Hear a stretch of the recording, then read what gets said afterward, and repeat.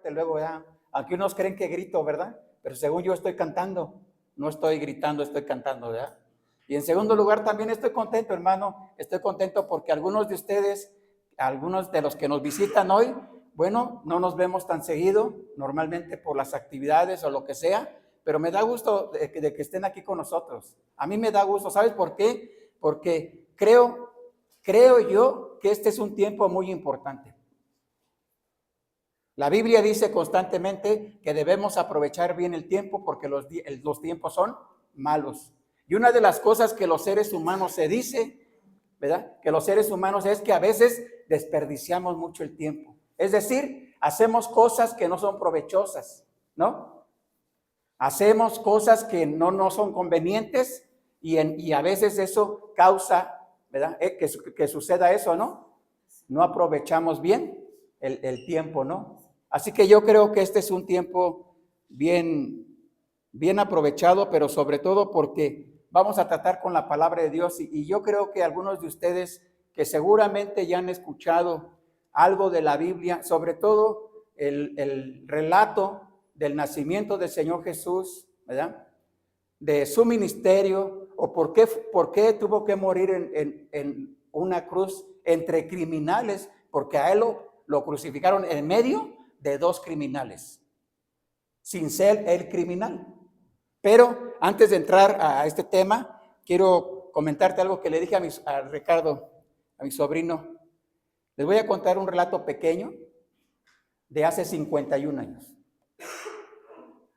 Exactamente hace 51 años llegamos a vivir a lo que en ese tiempo decían que era ciudad satélite, pero no es cierto, era puro cerro, no había ciudad, era más bien 2, 3 casas allá donde lo que ahora es satélite, ¿no?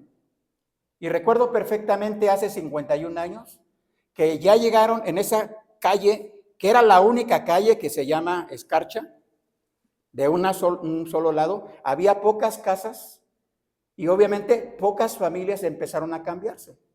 Entre ellos ya había llegado, cuando nosotros llegamos, la familia Ramos, que éramos casi una tribu, ¿verdad?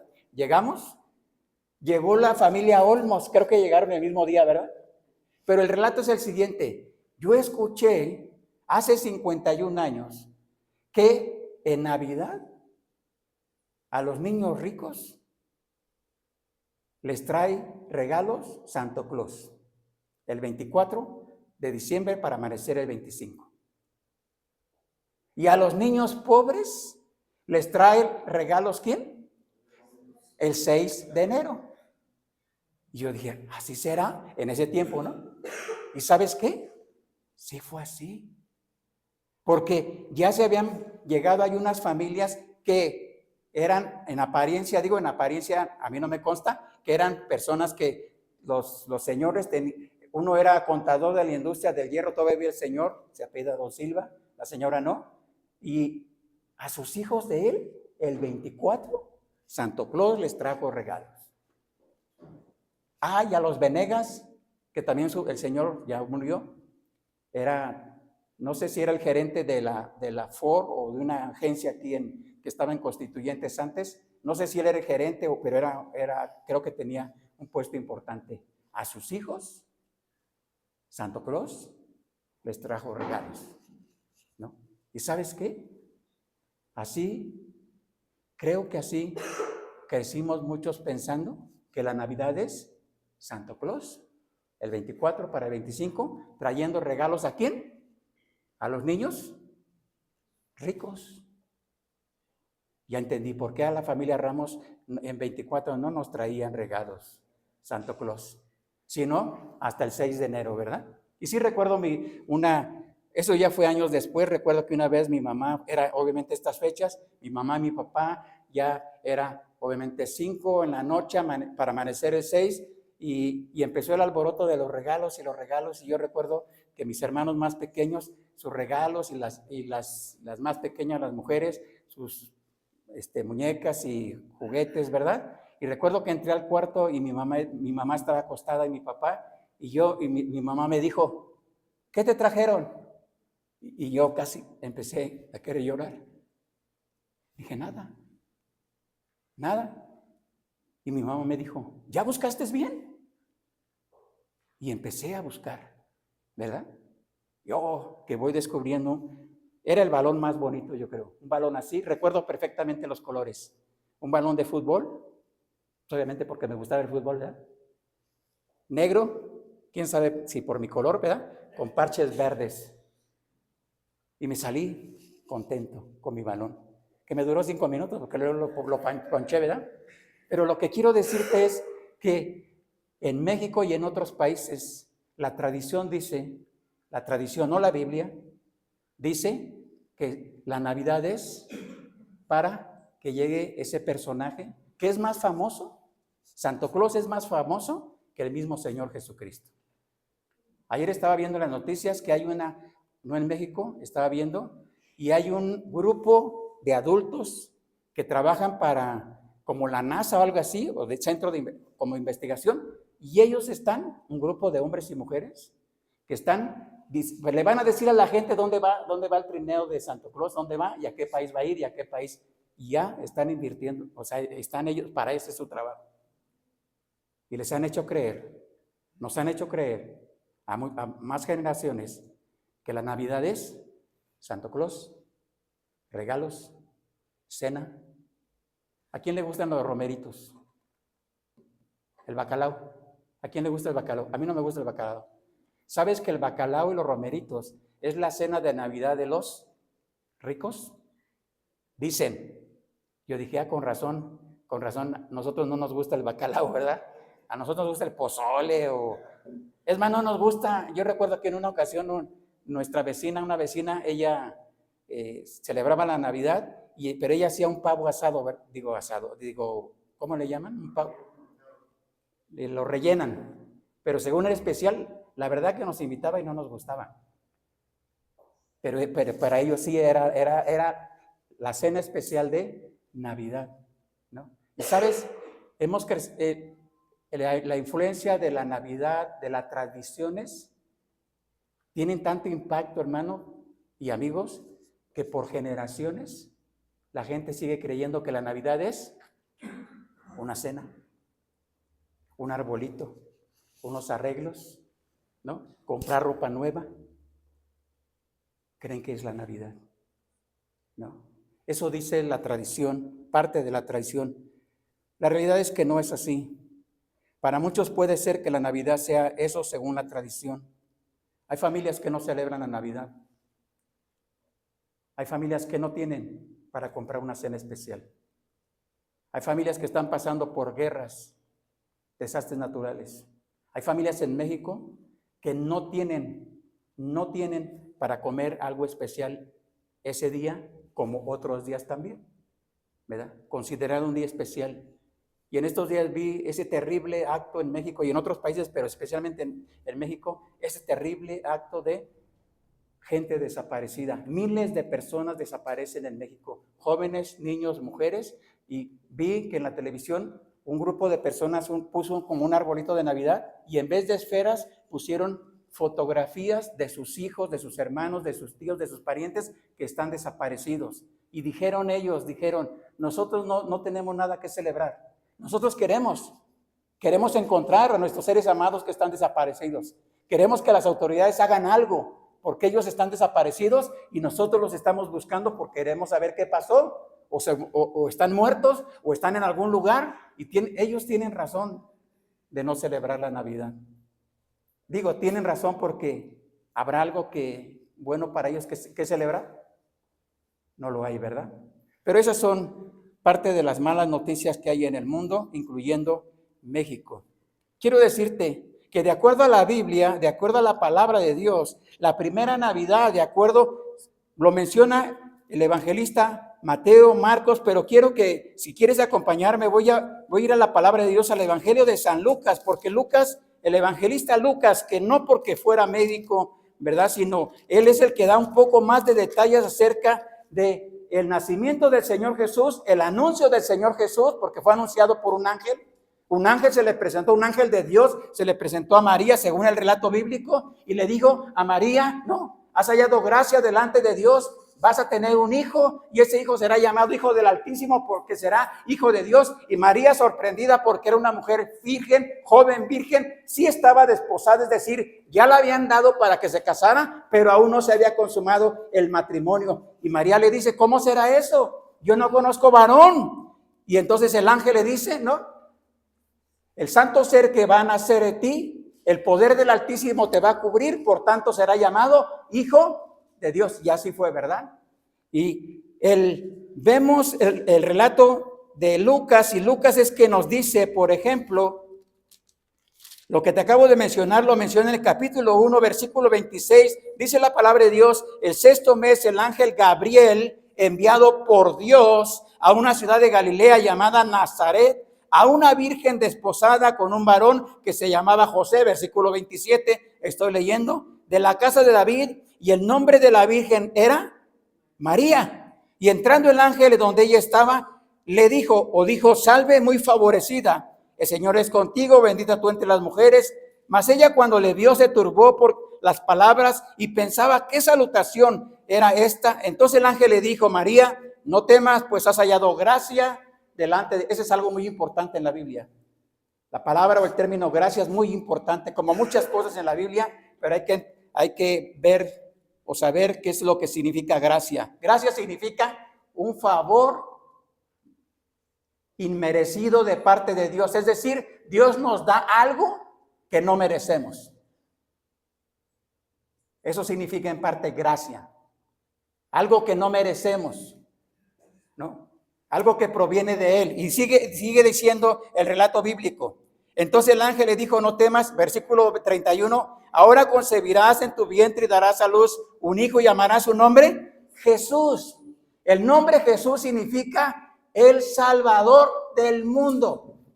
Eso significa el nombre Jesús, el Salvador del mundo o el Salvador. Este será grande y será llamado Hijo del Altísimo y el Señor Dios le dará el trono de David su padre y reinará sobre la casa de Jacob. Bueno, y va mencionando otras cosas que hace rato el hermano nos compartió en parte de la introducción. Quiero ir un poquito, no a prisa, pero un poquito, ¿sabes por qué? El nacimiento del Señor Jesús se llevó a cabo como el Antiguo Testamento lo había establecido, en todos los aspectos. La ciudad, el lugar, las condiciones, inclusive ángeles que se presentaron, ángeles de Dios, se presentaron a un grupo de pastores que andaban ahí con sus rebaños y se presentaron y les anunciaron esos pastores que había nacido en la ciudad de Belén el Cristo, el Hijo de Dios, el Mesías, el prometido, el enviado, ¿verdad? Y los pastores al sorprenderse, dice la Biblia allí adelante en el capítulo 2, versículo número 8, había pastores en la misma región, si estás ahí, estoy en Lucas capítulo 2, versículo 8, que velaban y guardaban las vigilias de la noche sobre su rebaño. Y ella aquí se les presentó un ángel del Señor y la gloria del Señor los rodeó de resplandor y tuvieron gran temor. Si algunos están ahí, lean el versículo 10, por favor, dice.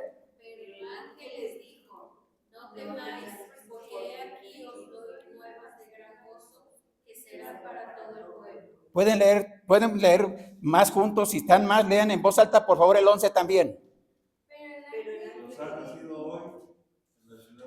Versículo 11, sí. Otra vez, una vez. Bueno, no se pusieron de acuerdo, ¿verdad?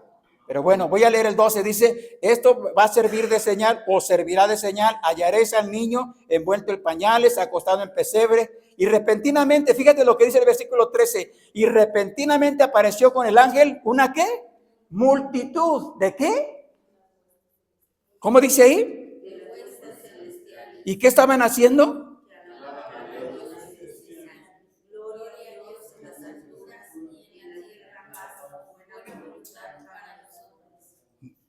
Bueno, lo leyeron así como muy suavecito, ¿verdad? Pero bueno, dice versículo 15, sucedió que cuando los ángeles se fueron al cielo, esos ángeles que dijeron gloria a Dios, ¿verdad? Por el anuncio que les acababa de dar, entonces dice, cumplido sucedió que cuando los ángeles se fueron de ellos al cielo, los pastores dijeron unos a otros, pasemos pues hasta Belén y veamos esto que ha sucedido y que el Señor nos ha manifestado. Vinieron pues apresuradamente y hallaron a María y a José y al niño acostado en un pesebre. Algunos dirán, pero ¿por qué el niño Jesús o por qué Jesús tuvo que nacer en un pesebre? ¿Sabes por qué? Porque así estaba profetizado en el Antiguo Testamento. ¿En dónde nacen los corderos? ¿En los hospitales? No. Y el Señor Jesús, de acuerdo a la profecía, ¿no? Es el Cordero de Dios prometido, ¿verdad? Y entonces por eso nació porque los corderos nacen en los pesebres. Y hay algunos datos que son importantes, pero no quisiera tocarlos tanto, ¿sabes por qué? Porque son cosas importantes, pero creo que son cosas que sí nos podrían ayudar en un sentido, pero quiero ir al propósito principal. Porque, ¿sabes? El propósito principal del nacimiento del Señor Jesús no fue solamente su nacimiento. No solamente por qué nació en un pesebre, por qué nació en Belén, por qué nació en esos lugares, por qué inclusive se dice, ¿verdad? Se dice que, ¿recuerdas? Hay la tradición de las posadas. ¿Sí lo recuerdas? ¿Cuántas posadas son? ¿Alguien sabe? Bueno, yo sí sé, pero ¿cuántas son? ¿Alguien más sí sabe? ¿Cuántas, perdón? Le falló. Anda caliente. ¿Sabe cuántas posadas son? 9. ¿Sabe por qué 9? Porque cada posada representa un mes del embarazo de María, 9 meses, y parió.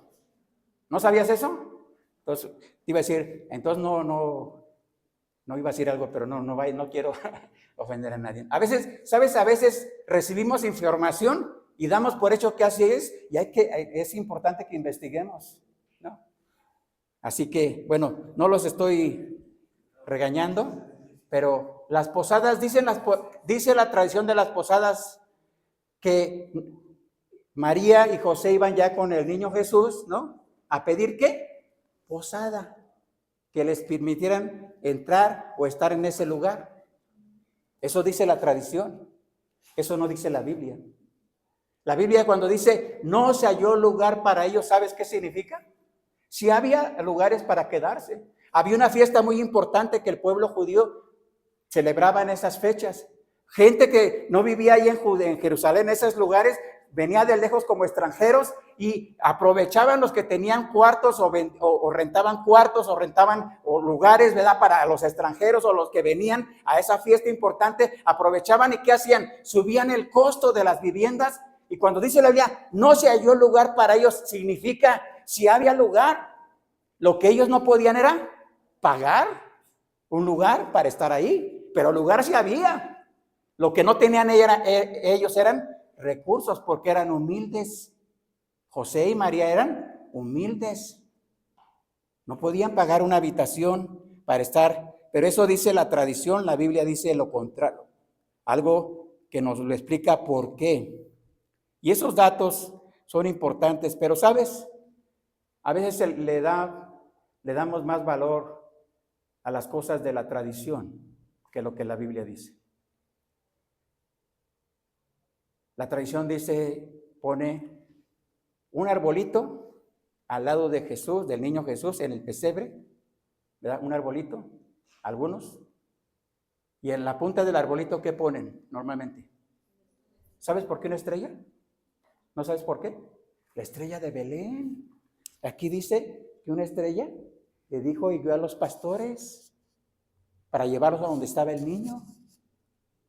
Y entonces algunos creen que poniendo una estrellita en el arbolito, están haciendo lo que la Biblia dice. La estrella no estaba ahí parada, no se quedó ahí, ni arbolito había. Y esa clase de árboles menos. ¿Por qué? Porque no era el lugar, no era la temporada y en realidad no había. El arbolito es una tradición que no nace ni en el primer siglo ni en el segundo siglo y que la iglesia primitiva jamás celebró. Es una tradición. ¿Bonita?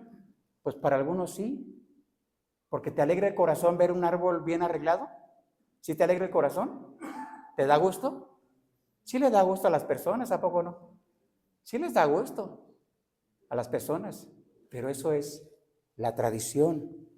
La iglesia primitiva ni en el primer siglo, la iglesia de Jerusalén, la iglesia que estableció el Señor Jesucristo, en el primer siglo, segundo siglo, hasta el tercer siglo, y no fue la iglesia primitiva, que un emperador llamado Constantino estableció la iglesia católica, apostólica y romana en el siglo III. Y es ahí donde aparece la primera fecha en la historia donde celebran la Navidad, el 25 de diciembre. ¿Quién? Ellos, no la iglesia primitiva. Y ya otras tradiciones vinieron después. Es muy importante, hermanos, mencionar que el pueblo judío sabía perfectamente sobre el nacimiento del Señor Jesús, porque conocían el Antiguo Testamento. Sabían sobre él.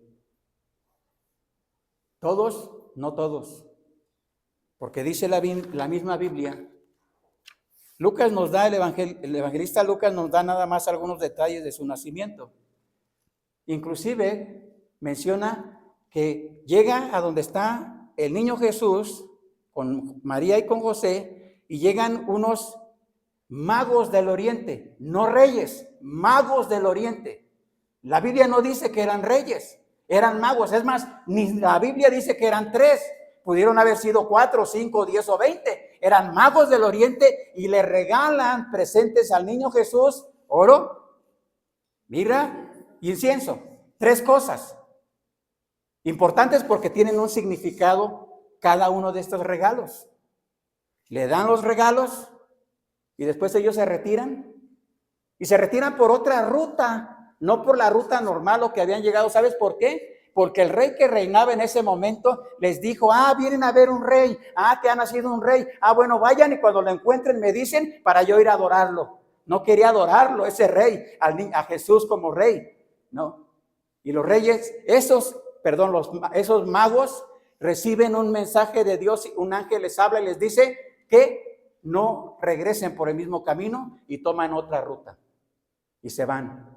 Y ese rey romano, sintiéndose burlado por esos magos del oriente, manda a matar a todos los niños que había de 2 años para abajo. Ahí está en la Biblia y en la historia. Los manda a matar, creyendo que de esa manera iba a matar ¿a quién? Al niño Jesús, que había nacido como rey, según le habían dicho a él, o la historia. ¿Sabes? Solamente menciona después un relato de el niño Jesús cuando tenía 12 años, exactamente 12 años. Va a una fiesta porque pertenecía a una familia judía, va a una fiesta judía y estando en la fiesta con la familia, él se queda y su familia se va, su papá, su mamá y sus parientes se van, ¿verdad? Y de repente se dan cuenta sus papás, José, María y sus familiares, que no viene Jesús con ellos, el niño Jesús, ¿no? Y regresan y lo encuentran en una sinagoga. Tenía 12 años, le estaba preguntando a los doctores de la ley que estaban en la sinagoga, maestros del judaísmo del Antiguo Testamento, y se sorprendían de la sabiduría y de las respuestas. Tenía 12 años. Sus papás les dicen: ¿qué nos has hecho? Te hemos estado buscando. Y entonces el Señor Jesús, teniendo 12 años, le dice: en los negocios de mi Padre es necesario estar. Y no lo entendieron ellos, pero se sujetó a ellos, se fue con ellos otra vez.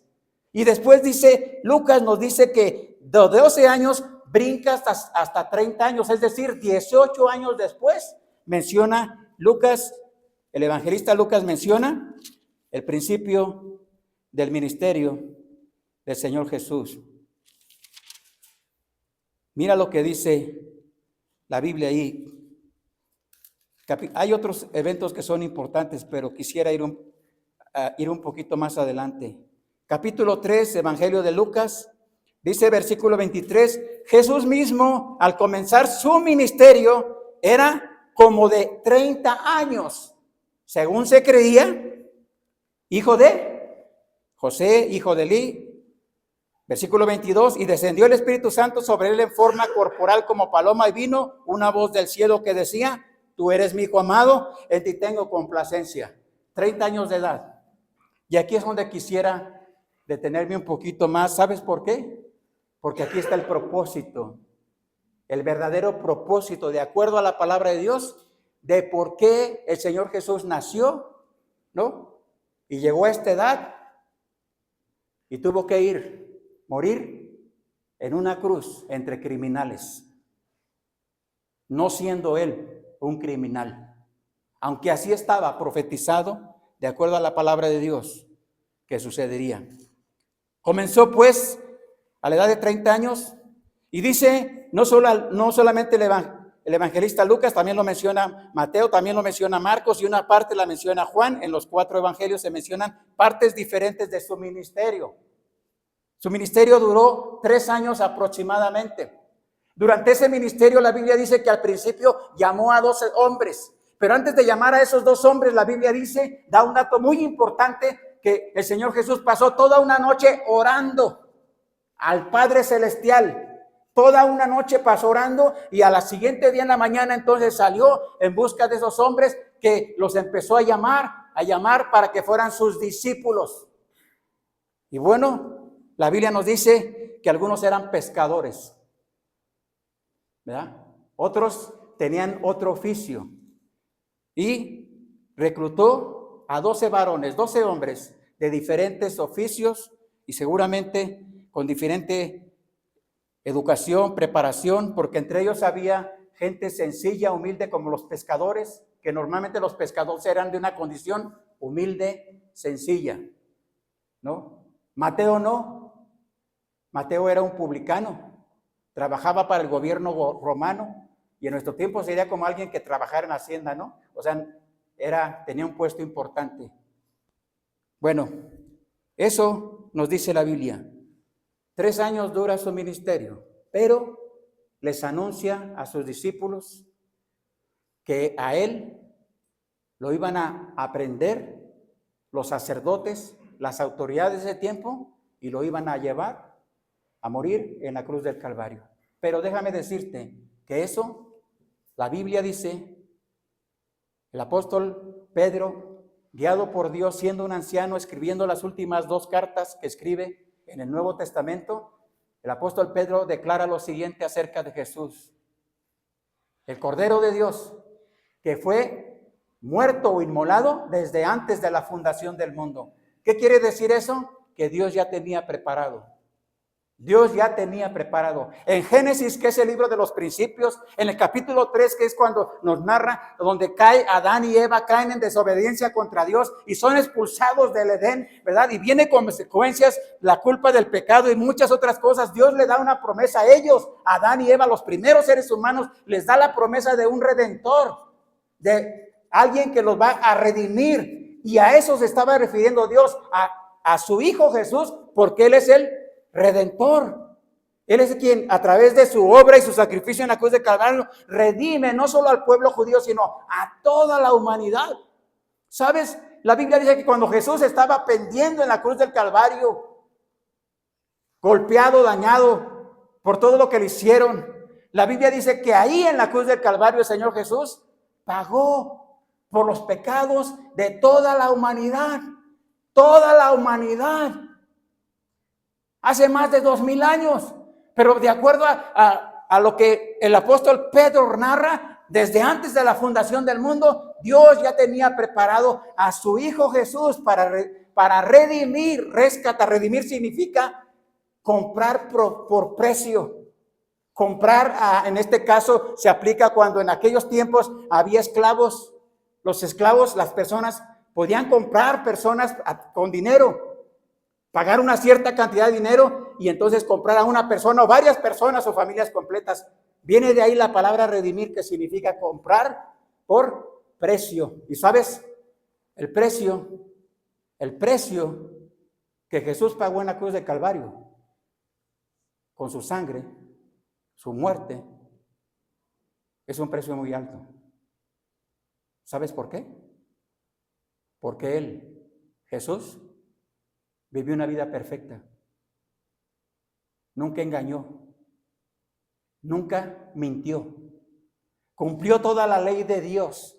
Todos los mandamientos de Dios, Él los cumplió. No hay otro ser humano, ni habrá otro ser humano que cumpla la ley de Dios. Él cumplió. Por eso la Biblia dice que solo en Él hay salvación y vida eterna.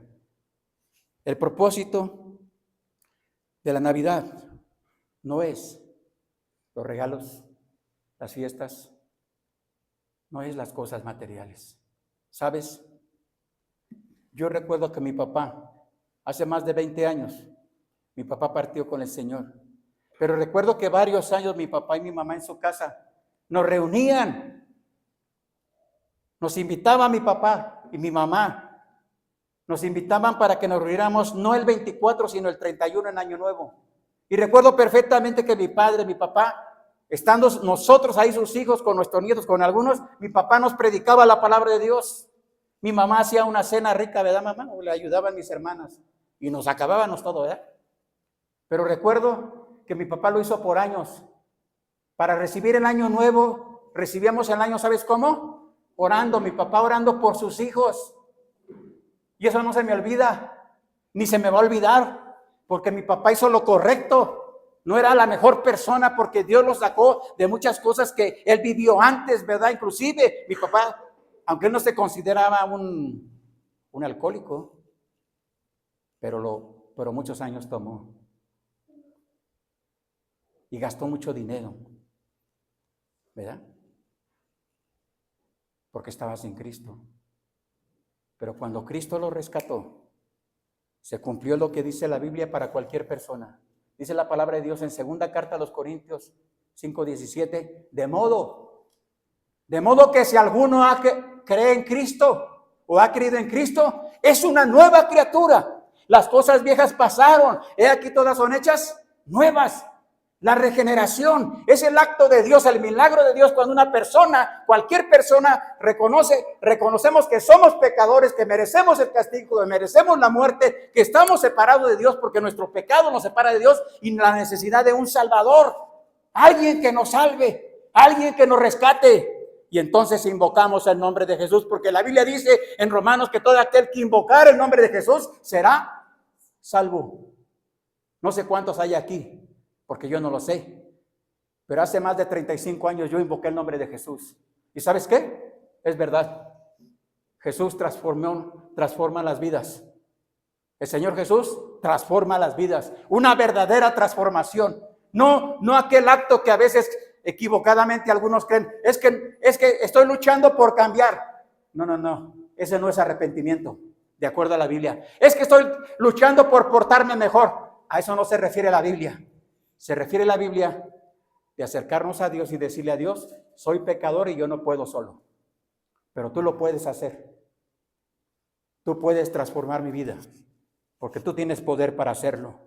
¿Sabes? La Biblia dice que cuando el Señor Jesús estaba en la cruz, ya antes de morir le dijo al Padre Celestial, perdónalos.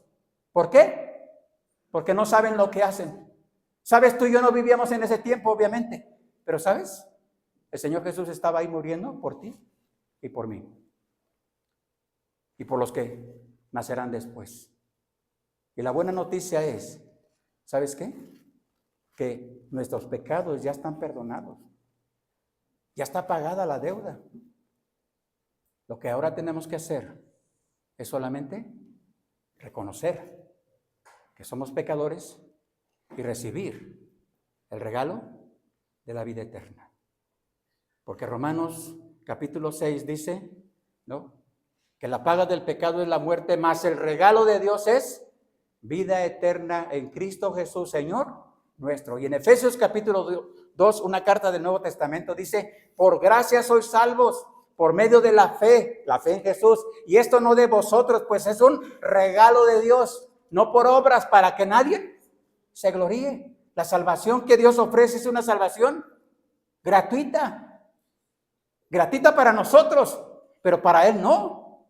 Al Padre Celestial le costó su Hijo, su único Hijo, el bendito, el perfecto, y Dios estuvo dispuesto a ofrecer a su Hijo Jesús. Mismo Señor Jesús declaró en la carta a los Efesios, dice el Señor Jesús, que Él mismo, nadie me quita la vida, yo mismo la pongo, tengo poder para ponerla y para volverla a tomar. Este mandamiento recibí de mi Padre Celestial.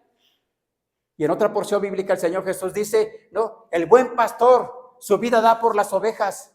Él es el buen pastor. ¿Por qué? Porque dio su vida por sus ovejas. ¿Sabes? Yo creo que no hay mejor regalo que el Señor Jesús en nuestra vida. Y no me refiero al Señor Jesús como religión. A eso no me refiero. ¿Sabes qué? Porque el Señor Jesús, no el de la Biblia, está o lo nombran en muchas religiones en el mundo. Lo nombran, pero no es el Jesús de la Biblia. No es el Cristo de la Biblia, porque el mismo Señor Jesús dijo, se levantarán falsos cristos, vendrán falsos cristos, falsos maestros, falsos profetas, vendrán inclusive falsos pastores que hablarán y dirán, pero no les creas. Y la Biblia nos dice cómo es que podemos confiar solamente en el verdadero Cristo, el que cambia, que transforma, el que regenera, el que da vida eterna y el que nos da la seguridad de que hemos pasado de muerte a vida. No porque seamos mejores, sino porque Él nos ha transformado. ¿No? Yo creo que hoy, en estos días, le decía a mi familia, parte de mi familia, a veces nos preparamos con regalos, con comida, con cosas materiales para celebrar la Navidad, pero la persona más importante no está. Lo dejamos fuera, porque la Navidad es el nacimiento divino, o sea, el nacimiento del niño, del Señor Jesús, ¿no? La Biblia dice en el libro de Apocalipsis, capítulo 2 y capítulo 3, el mensaje a las 7 iglesias que en Éfeso, que recibió el apóstol Juan, el último de los apóstoles, siendo un anciano de casi 100 años de edad, estando excluido en la isla de Patmos, una isla para criminales. Lo mandaron ahí por causa del testimonio de Cristo, recibe la revelación y el Señor le dice a Juan a través de su ángel sobre una iglesia. Varias eran 7, pero sobre una. Y esa iglesia decían que eran ricos, que no tenían necesidad de nada, que eran ricos. Y el Señor les dijo, tú dices que eres rico, pero no es así. Eres pobre, ¿no? Miserable. Están ciegos. Unge tus ojos con colirio para que veas bien. Esa iglesia, ¿sabes qué hicieron? Echaron fuera a Jesús. Lo echaron fuera. Todo lo que esa iglesia hacía, supuestamente una iglesia cristiana, todo lo que ellos hacían, lo hacían ¿para quién? Para ellos. Y literalmente dice así la palabra de Dios, dice Jesús, he aquí yo estoy a la puerta y llamo. ¿Sabes por qué está llamando a la puerta? Pues porque está afuera. Si estuviera adentro, no habría necesidad de tocar, ¿o sí? He aquí yo estoy a la puerta y llamo.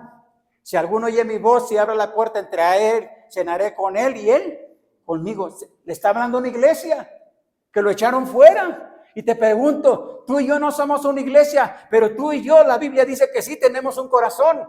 Y ese corazón es Dios quien toca nuestro corazón, está tocando nuestro corazón. ¿Y sabes por qué toca nuestro corazón? Porque Él no nos obliga a nada. No nos obliga a nada. Él quiere que voluntariamente le abramos la puerta de nuestro corazón. Como por ejemplo, en tu casa, tú tienes tu casa, ¿verdad? Cuando personas llegan ahí que no conoces, lo que hacen las personas, abren la puerta de tu casa y se meten. ¿Sí lo hacen? Claro que no. Pero cuando una persona llega y toca la puerta de nuestra casa, nos asomamos, vemos quién es. Y si es una persona que queremos recibir, ¿qué hacemos? Abrimos la puerta y ¿qué le decimos? Pásele por favor, siéntese. ¿Qué se le ofrece? Mira, Dios es un caballero que a nadie quiere obligarnos. Por eso Él dice, yo estoy a la puerta y llamo. Si alguno oye mi voz y abre la puerta, entraré a Él, cenaré con Él y Él conmigo. ¿Sabes? Abrirle la puerta de nuestro corazón significa en la Biblia entregarle nuestra vida a Él. Eso significa entregarle nuestra vida de manera total y decirle, sí tienes razón, soy pecador, sí tienes razón, merezco el castigo, tienes razón, yo no puedo, pero tú sí, sálvame, perdóname, dame la vida eterna, hazme una nueva criatura. ¿Y sabes qué? Quiero decirte que la buena noticia es que cada día en el mundo hay miles de personas, jóvenes, adultos, de diferentes clases sociales o culturas, que están recibiendo a Cristo como su Salvador personal. Y ahora están celebrando, no nada más en diciembre, no nada más en ciertas fechas especiales, están celebrando el regalo de la vida eterna, están celebrando la comunión con el Dios verdadero, están celebrando la reconciliación con su Dios, están celebrando la verdadera paz que Dios da, la verdadera tranquilidad que Dios da, la verdadera seguridad que Dios da. ¿Sabes? Cuando cantamos ese hermoso himno que lo hemos cantado por generaciones, bueno, yo no por generaciones, pero lo sé porque dice la historia. Cuando cantamos ese hermoso himno de en presencia estar de Cristo, ¿qué estamos diciendo? ¿Qué estamos diciendo? ¿A qué nos estamos refiriendo? ¿Sabes?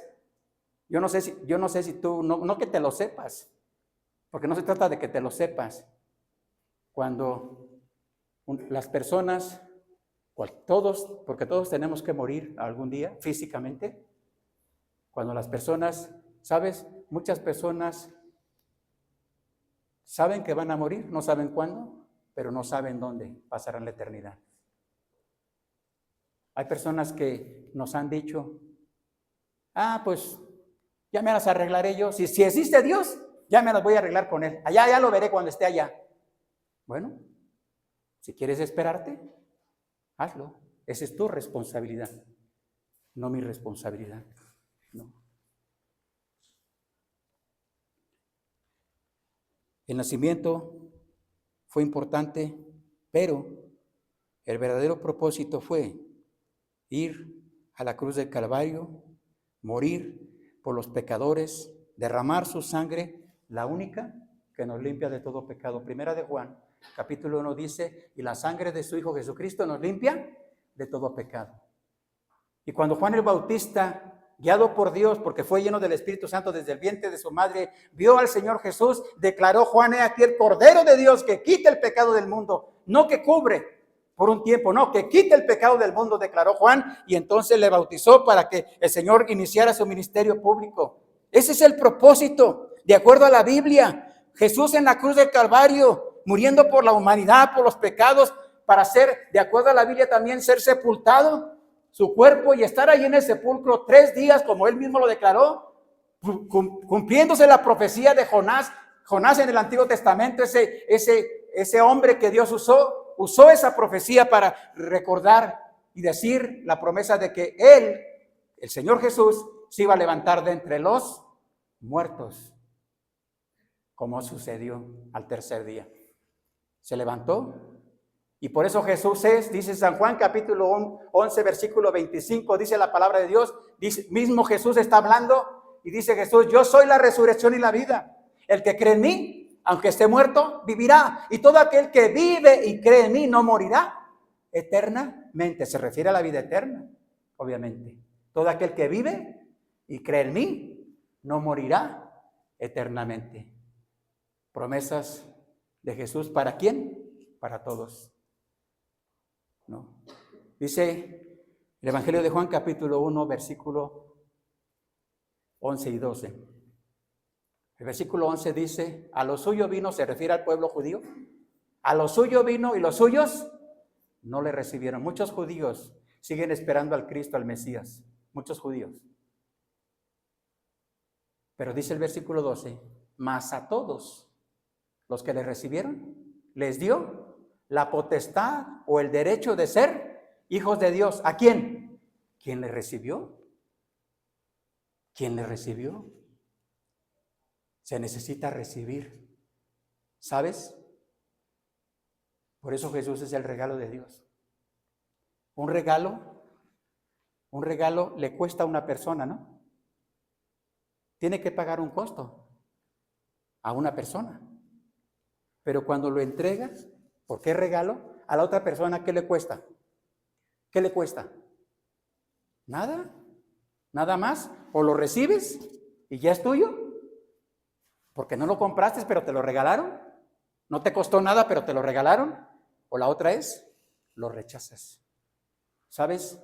El profeta Isaías, en el capítulo 53, hablando 750, cerca de 800 años antes del nacimiento del Señor Jesús, o probablemente más, profetizó lo siguiente y dijo Isaías acerca de lo que iba a pasar, está pasando con el Señor Jesús en aquellos tiempos, pero también en este tiempo.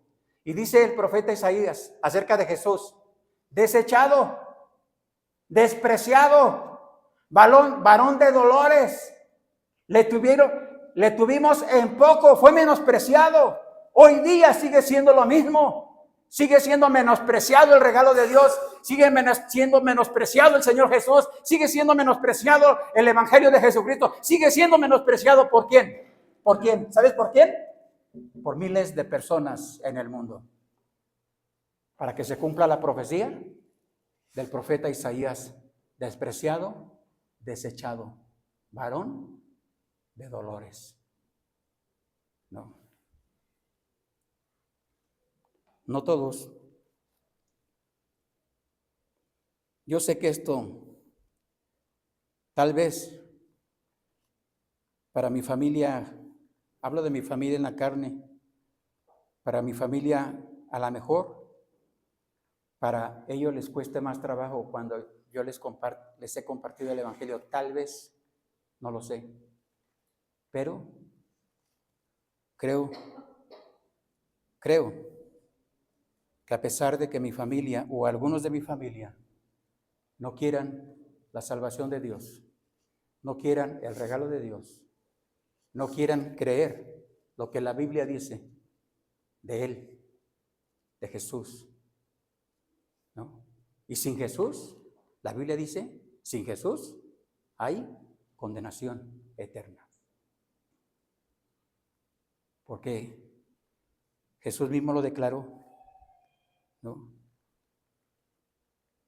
Que todo aquel que le confiese delante de los hombres, de las personas, dice Jesús, yo le voy a confesar delante de mi Padre que está en los cielos. Pero todo aquel que me niegue delante de las personas, de la gente, yo le voy a negar delante de mi Padre que está en los cielos. En una ocasión le preguntaron a Jesús, una persona: Señor, en tu nombre hicimos milagros, en tu nombre echamos fuera demonios, en tu nombre. Y el Señor Jesús les dice: no te conozco, apartados de mí, hacedores de maldad, al fuego preparado para Satanás y sus ángeles. Jesús, Dios, conoce a los que son suyos. O más bien, el Señor Jesús o Dios sabe quiénes realmente le hemos recibido como nuestro Salvador personal. Y es nuestro Salvador. No el Salvador del mundo, también, pero mi Salvador personal. Y quiero decirte, en el amor en Cristo, no sé cuánto tiempo más Dios me vaya a permitir compartir con las personas el Evangelio. Pero quiero decirte que aunque nosotros estemos interesados en la salvación de las personas, que es importante, hay alguien que está más interesado que nosotros. ¿Sabes quién es? Dios. Él está más interesado. ¿En qué? En salvarte, en darte vida eterna, en que tengas la seguridad, ¿no?, de que cuando mueras físicamente vas a estar con Él por la eternidad. No por nuestros méritos, sino por la sangre de su Hijo Jesús, que nos lava, que nos limpia de todo pecado. Y Dios, dice la Biblia, y que Dios ya no nos ve nuestro pecado como pecadores. Lo que Dios ve es la sangre de su Hijo Jesucristo. Por eso la importancia, hermanos, amigos, de la Navidad. Te pregunto, para terminar, ¿cómo vas a celebrar esta Navidad? ¿Cómo? ¿Cómo? ¿Cómo lo hace el mundo o las tradiciones? ¿O como dice la palabra de Dios? Yo no soy mejor que ustedes, pero hay muchos cristianos en el mundo. ¿Sabes cómo celebran estas fechas? Se juntan a entonar alabanzas, a presentar cantos como los niños. ¿Viste a los niños? ¿Sí los viste? Bueno, no quería cantar, ya vi que no querían cantar algunos, ¿verdad? Pero veo la inocencia de ellos, en ellos, y eso alegra mi corazón, ¿no? Yo no sé si el día de mañana los papás de ellos, porque yo no soy su papá, se ocupen de enseñarles, no de transmitirles una religión, enseñarles lo que la palabra de Dios enseña, para ellos también, como niños, como jóvenes, como adolescentes, y no sabemos si Dios permita, qué etapas permitirá en ellos. Quiero decirte en el amor en Cristo, si no sabes dónde pasarás la eternidad, la Biblia dice, hoy es el día de salvación. Eso dice la Biblia, ¿no? Y si tú no sabes dónde pasarás la eternidad, no me lo digas a mí, no me lo tienes que decir a mí. ¿Sabes? Cuando yo acepté a Cristo y más personas, yo no se lo dije al pastor, yo no se lo dije a nadie, o sea, a más personas. ¿Sabes a quién se lo dije? A Dios. Yo le dije, si es cierto, Dios, si es cierto lo que me mostraron en tu palabra, si es cierto que soy pecador, porque sí soy pecador, y si es cierto que hay condenación eterna, yo no quiero ir a la condenación eterna. Quiero que me perdones, quiero que me salves, quiero que me des la vida eterna, y no solamente a mí, también para los demás, pero quiero que me des la seguridad. ¿Y sabes qué? Si hay seguridad, si hay, en la palabra de Dios nos da seguridad. Seguridad, porque la palabra de Dios es segura, sus promesas son verdaderas, ¿no? Y podemos tener la seguridad de que cuando muramos físicamente estaremos con Él, no para ser juzgados, sino para recibir la recompensa de la vida eterna. ¿No? Vamos a terminar con oración, por favor. Acompáñame, por favor, ahí en tu corazón. Si quieres orar conmigo, lo puedes hacer también ahí en voz baja. Padre nuestro que esté en el cielo, Señor, una vez más queremos darle gracias en el nombre de su Hijo Jesús, porque un día Él estuvo dispuesto a morir en la cruz del Calvario por los pecados de toda la humanidad. Y eso nos incluyó a nosotros, nos incluye. Gracias, Señor, porque un día alguien nos predicó el Evangelio. Gracias, Señor, porque un día usted nos mostró a través de su palabra que somos pecadores y merecemos el castigo, pero que usted a través de Jesús nos perdona, nos salva y nos da la vida eterna. En esta tarde, Señor, le queremos rogar, si hay alguien aquí, si hay alguna persona o varias personas que no saben en dónde pasarán la eternidad, permita, Señor, que tengan un encuentro de salvación con usted, que ellos invoquen el nombre de Jesús, porque usted dice y promete que todo el que invocare el nombre de Jesús será salvo. Que abran la puerta de su corazón, así como algunos de nosotros lo hicimos hace años por su gracia. Gracias, guárdenos, quédese con nosotros y permita, Señor, permita que podamos disfrutar de su presencia, pero también de una sana convivencia de acuerdo a su palabra. Gracias, Señor, por todo, en el nombre de Jesús. Amén. Muy bien, gracias. Vamos a entonar un canto más.